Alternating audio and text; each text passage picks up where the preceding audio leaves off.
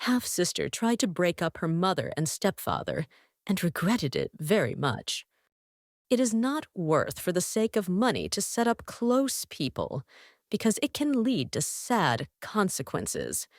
Because of your greed, you can end up with nothing.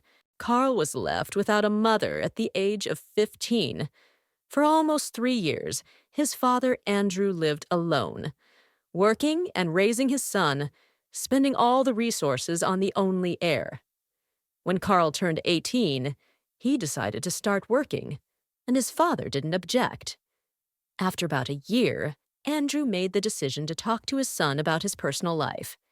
He had been dating a woman named Sarah for almost 6 months and was contemplating marriage.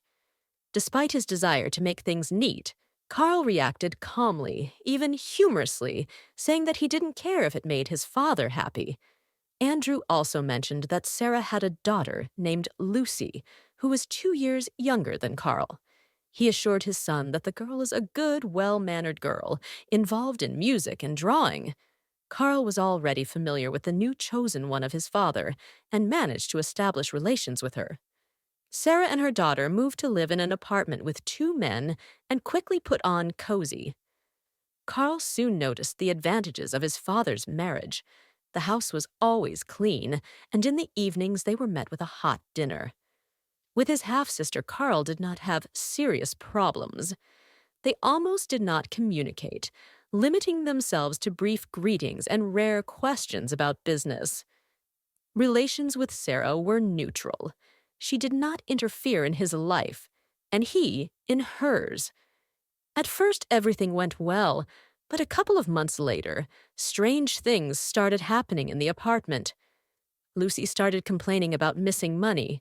She looked for the money her mother had given her for extra classes, but couldn't find it, even though she was sure she had put it in her bag.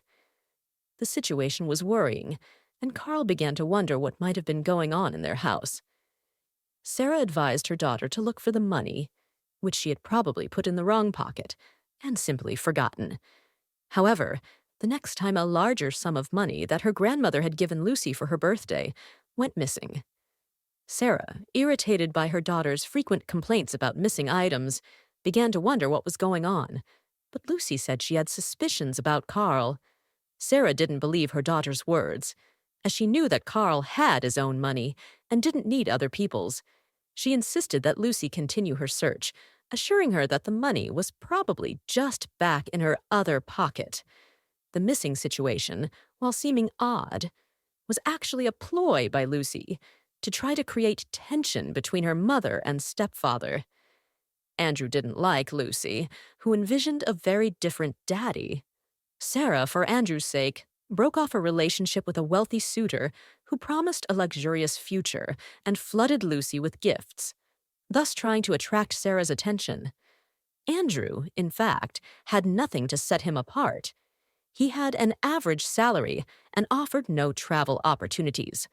Therefore, Lucy secretly kept in touch with her mother's former suitor, who promised her an expensive phone if she could divorce her mother from her husband. The girl decided to act proactively, and, since the last attempt with the missing money failed, planned to frame Carl directly in front of her mother. Sarah inherited a gold pendant from her grandmother, an antique and very valuable thing. In the family, it was passed down from generation to generation. Sarah valued the heirloom very much and was not going to part with it. Lucy knew where her mother kept her few pieces of jewelry and came up with a plan. She decided to plant the pendant in Carl's things so that her mother would find it. When Lucy returned from school and saw that Sarah was absent, the girl took advantage of the moment and stole the jewelry. However, the plan could not be realized because Carl did not leave his room. He was sick and lay in bed. Lucy was sure that her mother would not notice that the jewelry was missing, so she hid the pendant in her costume jewelry box, piling it with chains and earrings. When Sarah got home, she told her daughter to hurry to her extra classes, which had been rescheduled that day. Lucy was indignant that she hadn't prepared for the class. However, Sarah reassured her daughter, informing her that the teacher would complete it with her. She added that she had already called a cab, which should arrive in 4 minutes. Lucy returned from extra classes and found herself at the center of a scandal. Sarah was furious and swore, pointing out that Lucy shouldn't be getting into her things. She held up a box of costume jewelry and resented her daughter for taking a pendant that was considered an untouchable heirloom. Sarah accused Lucy of stealing it, accidentally peering into her jewelry box as she searched for a brooch to cover a hole on her blouse. Discovering the pendant in the box, she demanded an explanation from Lucy. Lucy realized that her plan had failed. She was unhappy that her mother was reacting so strongly to the situation with the pendant. She had to apologize embarrassedly, admitting that she had forgotten to ask her mother's permission and explaining that she had only wanted to wear the pendant to school once. In class, her classmate was always bragging about the expensive jewelry her father brought her from his trips abroad every month. Lucy wanted to outshine her in some way, thinking she could stand out with the pendant. Sarah explained to her daughter that the pendant was a true antique, handmade by a jeweler and worth a lot of money. She had turned down many offers to sell it because she wanted to keep the heirloom in the family. Now, thinking over her actions, Sarah decided that she would not give the pendant to Lucy for her coming of age, believing that she might lose or sell it. Sarah punished Lucy by telling her to stay home from school and not to go out with her friends. Lucy felt anger at Carl and Andrew, believing that the punishment had to do with them. The thought of framing Carl solidified in her mind. She sought her friend's advice, pondering how much she could get if her mother divorced her stepfather. She remembered that her mother's former suitor had promised to give her a cell phone and take her along on their wedding trip. Now Lucy was looking for the best way to put her plan into action. One day, Carl came home early and heard his half-sister talking on the phone.